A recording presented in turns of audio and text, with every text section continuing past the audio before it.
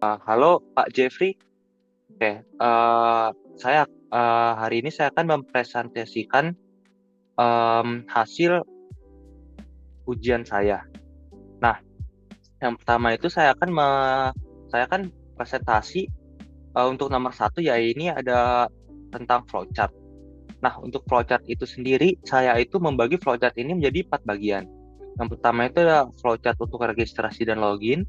Kedua itu ada flowchart pendaftaran produk. Ketiga itu ada flowchart pembelian produk. Dan yang terakhir itu ada flowchart untuk penarikan dana. Oke, pertama-tama saya akan mulai dari flowchart untuk registrasi dan login. Yang pertama itu ada, oke, saya mempunyai 3 swim lanes utama. Ya, ini ada user, yaitu user pembeli, lalu ada sistem, dan juga ada blockchain. Lalu kita akan mulai dari user pembeli membuka aplikasi. Dari user buka aplikasi itu sistem akan menampilkan halaman utama. Lalu user akan diminta untuk sign in atau sign up. Jika user memilih untuk sign in atau ya user pun sudah punya akun, lalu user dapat menekan tombol login, lalu sistem akan meminta koneksi wallet user, user lalu akan menghubungkan wallet, lalu blockchain akan verifikasi alamat wallet user. Setelahnya sistem akan menampilkan dashboard utama. Tapi jika user memilih untuk sign up atau tidak memiliki akun, user dapat menekan registrasi, lalu sistem akan menampilkan form registrasi, lalu user dapat mengisi data dan menghubungkan wallet, lalu sistem akan mengirim data pendaftaran, lalu blockchain akan simpan alamat wallet, lalu sistem itu akan menampilkan registrasi sukses. Setelah itu user dapat langsung menekan tombol login lagi. Itu untuk registrasi dan login. Untuk voucher yang kedua itu ada pendaftaran produk. Jadi yang pertama itu saya memiliki user untuk penjual, lalu sistem dan blockchain. Saya memiliki 3 swim lanes. Oke, yang pertama itu penjual itu membuka halaman tambah produk, lalu blockchain itu ingin memverifikasi apakah penjual valid.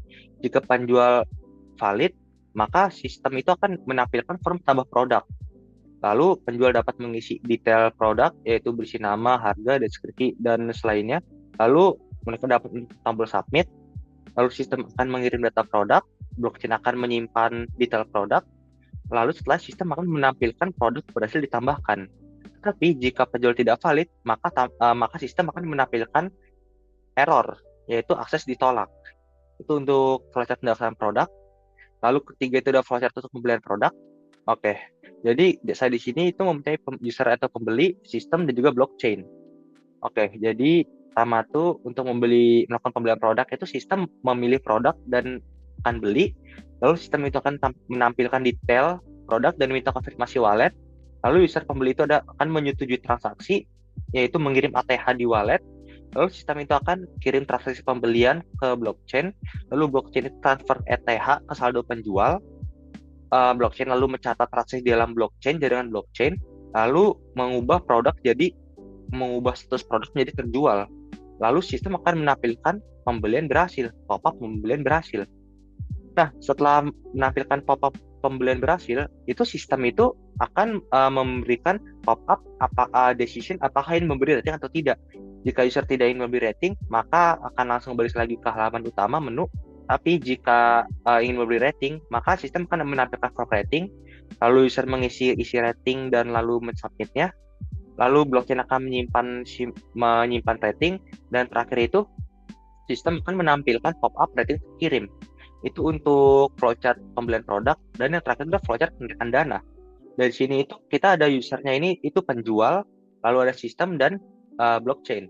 Oke, jika ini melakukan penarikan dana, penjual itu dapat membuka halaman profile atau saldo, lalu blockchain akan ambil saldo penjual, lalu sistem akan menampilkan saldo, lalu penjual dapat menekan tarik dana, lalu sistem itu akan meminta konfirmasi penarikan wallet. Nah, setelah itu uh, pen, um, penjual itu akan menyetujui transaksi di wallet, lalu sistem akan mengirim transaksi penarikan, lalu blockchain itu akan mengirim dana ETH ke wallet penjual. Setelah itu blockchain update saldo kontrak jadi 0. Setelah itu sistem akan menampilkan pop-up penarikan berhasil. Itu untuk pembahasan flowchart terakhir. Selanjutnya itu saya akan menjelaskan nomor 2, yaitu pembuatan diagram UML. Nomor 2 ini, saya memiliki use case diagram, dan yang kedua itu ada kelas diagram. Oke, baik. Pertama saya akan menjelaskan use case diagram saya. Saya memiliki 5 use case utama dari soal tersebut. Lalu saya memiliki 2 actors, yaitu ada pembeli dan juga penjual. Nah, use case untuk pembeli itu dapat melakukan registrasi ke dalam akun, yang kedua itu melakukan pembelian produk, dan yang terakhir itu memberikan rating. Untuk penjual itu sendiri, penjual dapat menambahkan produk dan lalu melakukan penarikan dana. Oke, selanjutnya itu saya akan menjelaskan kelas diagram saya. Jadi kelas diagram saya ini terdiri dari 7 classes utama. Yang pertama itu ada pembeli yang memiliki ID pembeli sebagai primary key dan berdata type UINT. Lalu ada transaction yang memiliki ID transaksi sebagai primary key dan ID pembeli sebagai foreign key. Dua-dua key tersebut berdata type UINT. Lalu ada data transaction yang memiliki foreign key dari ID transaction dan ID product. Dua-duanya itu berdata type UINT dan memiliki atribut QTY atau quantity. Lalu ada produk yang memiliki primary key ID product. Lalu penjual memiliki primary key ID penjual. Lalu rating memiliki primary key ID rating. Dan terakhir itu smart contract yang memiliki primary key smart contract ID. Oke, lalu saya akan jelaskan hubungan antara pembeli dan juga smart contract. Oke, jadi smart contract itu dapat memiliki satu pembeli atau banyak pembeli. Tapi pembeli itu hanya dapat memiliki satu smart contract saja untuk setiap pembelian.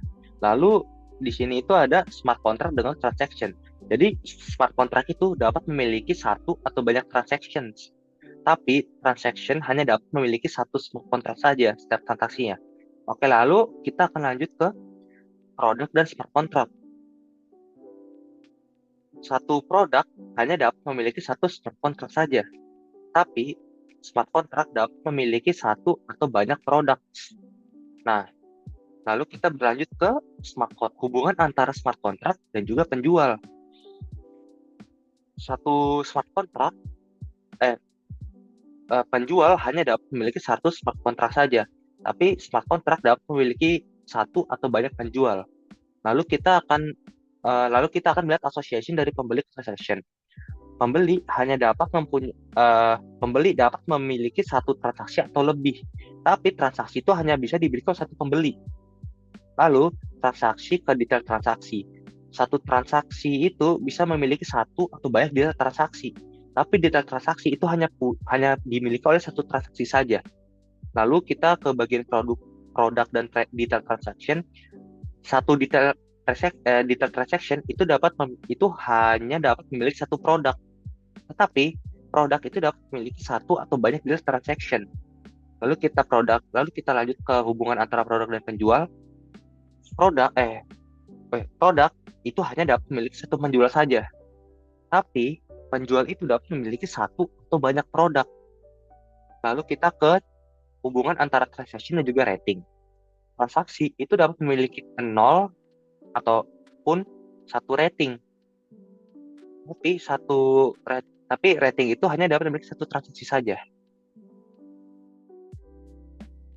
Dan saya akan menjelaskan tentang Figma mockup saya. Oke, pertama saya akan menjelaskan tentang arti nama Mercatus Feri. Jadi Mercatus Feri itu dalam bahasa Latin itu yang artinya itu adalah pasar kebenaran. Jadi ini tuh pasar yang sepenuhnya itu jujur lah. Itu filsafat dari saya gitu. Pasar yang jujur gitu. Oke, kita mulai saja. Yang pertama ini itu kita bisa lihat splash screen. Ini ada splash screen Mercatus Feri. Lanjut ke tahap onboarding. Ini tahap Mercatus Feri, ada sign in dan sign up. Nah, ini sign in untuk Mercatus Feri. Login ke akun, kita masukkan email, password, lalu ada sign in. Atau bisa juga sign in menggunakan Google, Facebook, atau X. Kalau belum memilih akun, kita bisa sign up.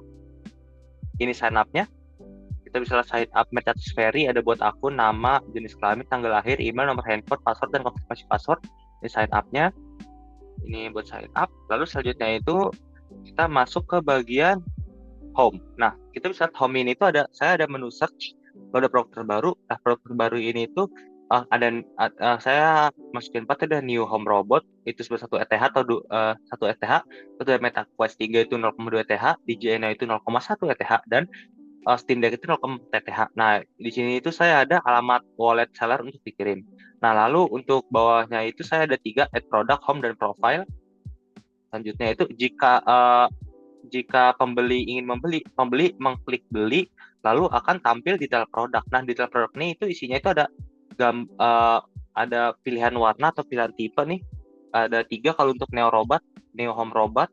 Ini ada harga 1 ETH sama seperti ini. Kalau ada ulasan, ini itu ulasan 4, ada sistem keluar yang mengulas. Ini tuh namanya dari toko dan Shun Store. Bisa lihat toko ada sedia. Kita bisa lihat 3 warna dari ini. Lalu kita bisa pilih tipe ini yang basic, advance atau elite. Jumlahnya itu bisa kita kurangi atau bisa kita tambah. Lalu saya ada deskripsi produknya dari Neo Home Robot. Lalu setelah itu bisa beli sekarang atau tambah ke keranjang. Ini untuk bagian home semua. Lalu kita ke bagian produk, ini untuk penjual. Nah, jika penjual ini menambahkan produk baru, penjual itu dapat menambahkan nama produk, tulis deskripsi produk, lalu pilih kategorinya apa, brandnya dari mana, masukin harga itu dalam ETH, lalu masukin jumlah stok misalnya 10 gitu. Langsung habis itu berat produk atau berapa kilogram. Lalu ini ada buat upload gambar produk ini, lalu di sini ada submit produknya. Ini bagian add product, lalu terakhir itu bagian profile. Oke, untuk bagian profile itu sendiri, ini ada icon, ini ada nama, ini ada anggota sejak kapan, deskripsi, ini ada total saldonya. Ya, ini kalau di akun ini itu ada 10 ATH, lalu bisa tarik dana dengan biaya fee 1,5%. Lalu ini ada beberapa itu kayak misalnya ingin produk yang dijual, ada pesanan yang dia itu, ada riwayat transaksi, pengaturan account, kebijakan, bantuan dan alat pengiriman. Lalu di sini ada logout jika impor akun. Itu saja, terima kasih. Selanjutnya saya akan mempresentasikan nomor terakhir, ini implementasi smart contract adalah di Remix. Oke, ini adalah full code saya. Jadi saya pakai Pragma Solidity version 0.80, terus saya membuat kontrak 4 sederhana. Nah, ini ini tuh ada structure data untuk merepresentasikan sebuah produk. Itu ada struct produk, terus ada UNT ID, string name, UINT price, ini harga dalam way, terus address payable seller, itu alamat penjual, dibuat payable agar bisa menerima ETH, lalu ada bool is sold, yaitu status produksi, ini untuk mengecek penjual atau belum gitu. Terus selanjutnya itu ada variabel untuk menghitung total produk, dan sebagai ID produk baru yaitu ada wint public product count sama dengan 0. Lalu di sini ada mapping untuk menyimpan semua produk berdasarkan ID-nya, yaitu ada mapping wint lebih besar sama dengan produk public products. Lalu itu ada events yang untuk mencatat aktivitas di blockchain, penting untuk log atau event di dalam remix kita, yaitu ada event product added, wint ID, string name, wint price, address seller. Lalu ada event product purchase, wint ID, string name, wint price, address seller, dan juga address buyer. Lalu di sini itu kita ada function untuk add product yaitu ada kita string, terus memory, name, wint price, kita public, lalu kita validasi nih, harganya itu harus lebih dari 0, yaitu kita melakukan require price more than 0, atau harga, terus kita beri string harga lebih besar dari 0. Lalu kita tambah jumlah produk untuk ID baru, product count plus. Lalu kita membuat dan menyimpan produk di mapping products. Ini dia. Products, product count, sama dengan product count, name, price, payable, msg.sender, false. Nah, false ini itu untuk awalnya belum terjual. Lalu kita itu memicu event product added untuk log, emit, product added, product count, name, price, msg sender. Setelah itu kita membuat function, tadi itu kan function add product. Nah, sekarang itu function add by productnya. Kita itu menggunakan uint ID public payable. Lalu kita mengambil referensi mengambil referensi produk dari storage, yaitu product storage, dan referensinya produk sebenarnya products ID gitu. Nah, terus kita melakukan validasi nih atau require-nya. Yang pertama itu kita akan memastikan ID produk valid, yaitu require itu melakukan validasi require produk ID lebih dari 0 itu sama dengan produk ID lebih kecil sama dengan produk count. Kalau itu produk nggak valid. Nah, terus kita itu juga harus memastikan jumlah ETH yang dikirim, MSG value-nya itu cukup untuk harga. Dengan catatan, kita menggunakan lebih besar sama dengan. Jadi, pembeli itu bisa mengirim lebih dari harga jika ingin lebih dari harga, sorry. Nah, tapi jika ingin tepat, itu kita bisa menggunakan sama dengan. Oke, untuk validasi sendiri itu require msg.value lebih besar sama dengan product price, Ethernya tidak cukup. Lalu kita harus memastikan bahwa produk itu belum dijual nih. Jadi kita menggunakan validasi require product is sold. Kalau penggodok ini sudah terjual. Lalu yang terakhir itu untuk validasi terakhir itu kita itu memastikan penjual tidak membeli produk sendiri. Yaitu kita require msg.sender tidak tanda seru sama dengan product.seller, yaitu penjual itu tidak bisa membeli produk sendiri. Lalu kita untuk aksi sendiri itu kita bisa update status produk menjadi terjual, product.issold true kalau terjual, lalu kita transfer ETH dari pembeli ke penjual. Nah, yaitu kita dengan product.seller.transfer msg.value. Nah, yang terakhir itu kita memicu event product purchase untuk lock, yaitu emit product purchase, ID, product name, product price, product seller, dan juga msg.sender.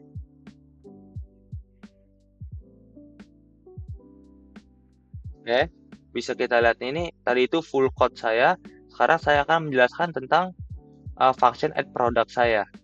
Oke, jadi bisa kita lihat di sini itu ada ini di compiler, ini ada kontrak ini. Nah, ini tuh bagian add product. Ini saya Nike Air Force, price-nya ini 1 ETH dan ini berhasil sukses. Lalu yang kedua tuh ini by product. Oh, sorry, tadi itu add product. Nih, add product Nike, add product ya, 1 ETH sukses. Nah, sekarang function by product. Nah, bisa kita lihat saya by ID-nya itu 1. Oke, langsung sukses. Saya pencet transaksi sukses. Langsung tampilan event atau logs-nya. Nih, tampilan event atau logs-nya ya. Jadi sukses. Kita berhasil by product. Lalu ini ada pembacaan state products atau ID-nya. Oke, bisa kita lihat ini baca produk. Ini kita ke products, ini 1 ya ID-nya, stringnya ada Nike Air Force, 1 ETH, address sellernya ini, boot sold is true, udah ke sold, lihat langsung kebaca. Lalu ada readme sheet, langsung ada readme singkat. Itu ada deskripsi singkat. Nah, untuk deskripsi singkat ini tulis smart contract ini itu merupakan penerapan deskripsi yang sederhana di jaringan ETH. Kontrak ini mungkin pengguna penjualnya untuk mendaftarkan produk dan pengguna lain pembeli untuk melakukan pembelian menggunakan ETH. Dana pembelian itu langsung dikirim ke wallet penjual setelah dilakukan. Nah, bagaimana cara saya menjalankan dan pujian di Remix? Yaitu saya compile marketplace.sol, nama file saya dengan compiler versi 0.8.0 ke atas. Lalu saya dipilih menggunakan akun JavaScript VM London Chanchun. Saya menggunakan akun A untuk memanggil fungsi add product, yaitu memasukkan nama dan harga dalam way, lalu ganti akun B, saya mengisi kolom value setelah harga produk, lalu panggil fungsi by product dengan ID product. Dan terakhir itu saya memeriksa tombol produk untuk melihat status e-sold berubah menjadi true. Asumsi yang digunakan adalah harga produk itu di-input dalam satu way. Satu ETH itu sebenarnya satu ETH itu sebenarnya 10 pangkat 18 way. Kedua, tidak ada fitur pembayaran atau refund. Jadi sesuai instruksi soal yang itu meminta alur yang sederhana, nggak ada refund, nggak ada pembatalan, hanya add product dan buy product. Lalu yang ketiga itu ada penjual bertanggung jawab atas pengiriman barang fisik. Itu dilakukan link group smart contract ini.